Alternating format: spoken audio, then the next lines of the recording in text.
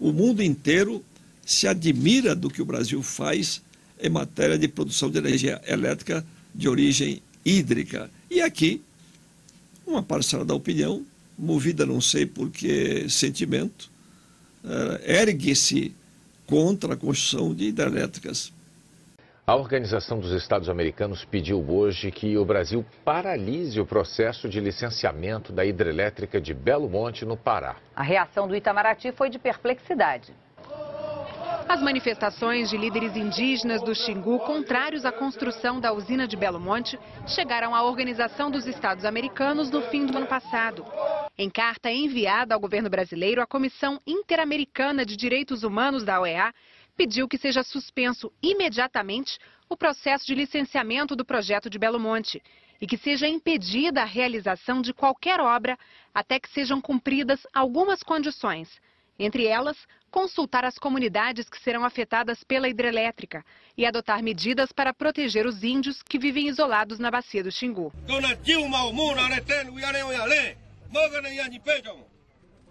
Quero pedir a vocês, os senhores que estão fazendo matéria, divulgar hoje, o Brasil inteiro, internacional, para de uma vez vem chegar logo para negociar com nós. A forma como a questão indígena vem sendo tratada nesse licenciamento de Belo Monte ela é muito preocupante. Ela é preocupante primeiro pelo desrespeito ao que a Constituição diz em relação a ouvir as comunidades indígenas. As comunidades não foram ouvidas em momento algum. Houve um processo de aparente oitiva, em que os índios não sabiam, não foram corretamente avisados de que aquilo era um motivo. A FUNAI e os empreendedores travestiam aquilo como se fosse de uma visita, só uma reunião. Sabe quantos indígenas serão retirados da periferia da hidrelétrica de Belo Monte? Nenhum. Zero. Essa é uma campanha insidiosa que se faz contra esta hidrelétrica. Nenhum índio será molestado, será retirado de onde se encontra.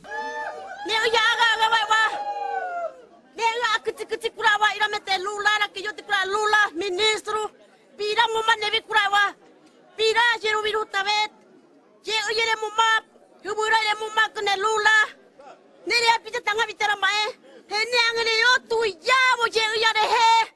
o índio mais próximo da borda do lago, quando a usina tiver sido construída, estará a 32 quilômetros de distância. Esse é o mais próximo.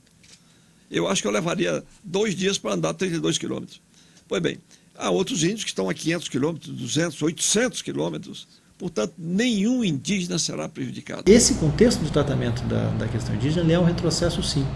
Até porque a política da FUNAI em relação a essa conduta parece ter trocado os danos concretos, efetivos, àqueles grupos indígenas diretamente afetados pelo empreendimento, com uma promessa de solução de outras questões indígenas, também importantes, como a regularização de outras áreas indígenas, como a área Piterel, a Cachoeira Seca.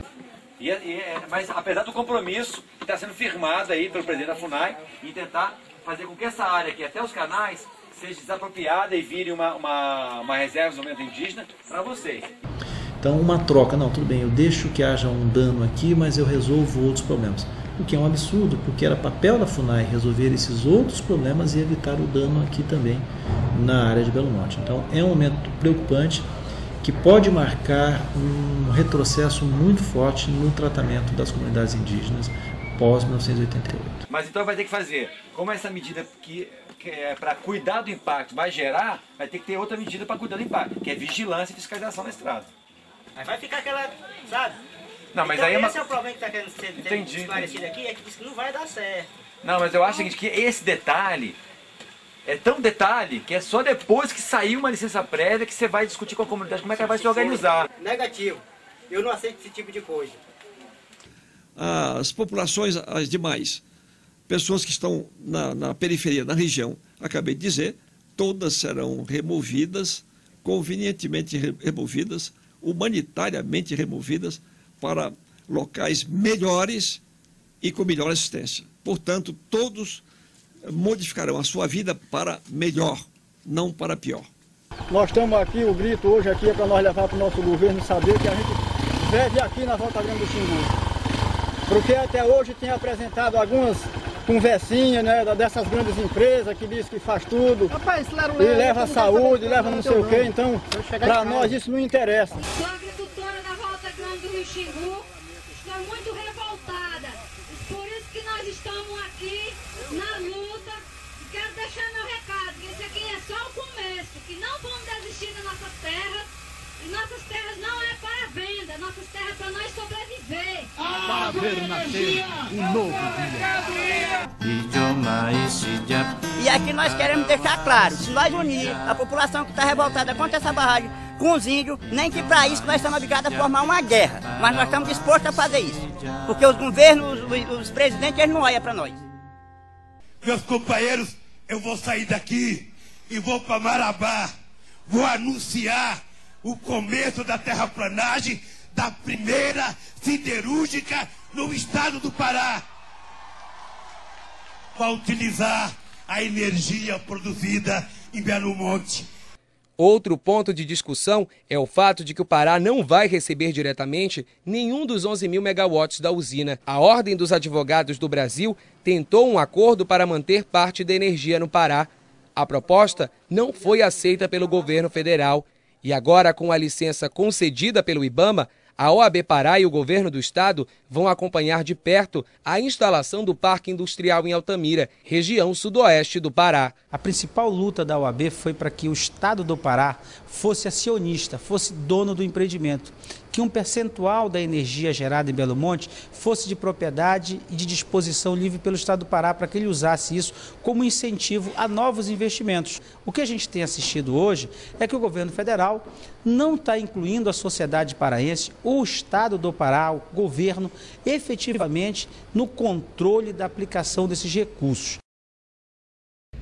Eu fui surpreendido na semana passada com uma representação junto ao Conselho Nacional do Ministério Público me determinando que eu saísse do caso de Belo Monte. E esse afastamento, ele me rendeu alguns problemas, é claro. Eu tive que parar um pouco a ação normal que eu faço na defesa dos povos indígenas, dos povos quilombolas, enfim, dos povos da floresta da Amazônia, para poder me dedicar à defesa contra a Norte Energia. O blog mostra a população do Xingu como vítima de uma violência que está sendo cometida pelo governo federal. A tônica dos artigos que estão lá mostra exatamente isso. E a origem desses artigos, são os processos judiciais. Portanto, não há informação privilegiada, porque em matéria ambiental no Brasil, toda a informação tem de ser pública. O problema ambiental se espalha por uma comunidade inteira, por uma sociedade inteira, por uma região inteira. Então, não há informações privilegiadas aqui. Todas essas informações são públicas e estão nos processos que nós estamos movendo do Ministério Público Federal contra o governo federal. É por essas fantasias construídas que nós precisamos dizer: o estado do Pará e a região do Xingu não podem prescindir de Belo Monte. Não tem como prescindir.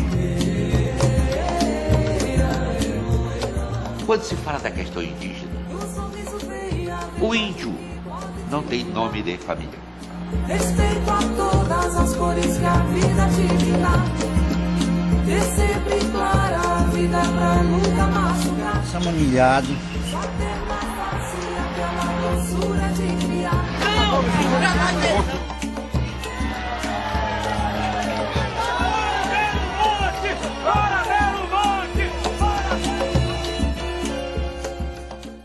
Obrigada, então, mais uma vez, pela sua participação aqui em nosso programa, ministro Edson Lobão. E volte sempre, que nós temos ainda uma lista de perguntas aqui para fazer para o senhor.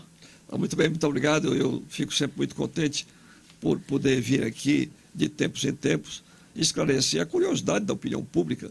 Nós todos somos empregados do povo e a ele, povo, devemos satisfações. Whoa,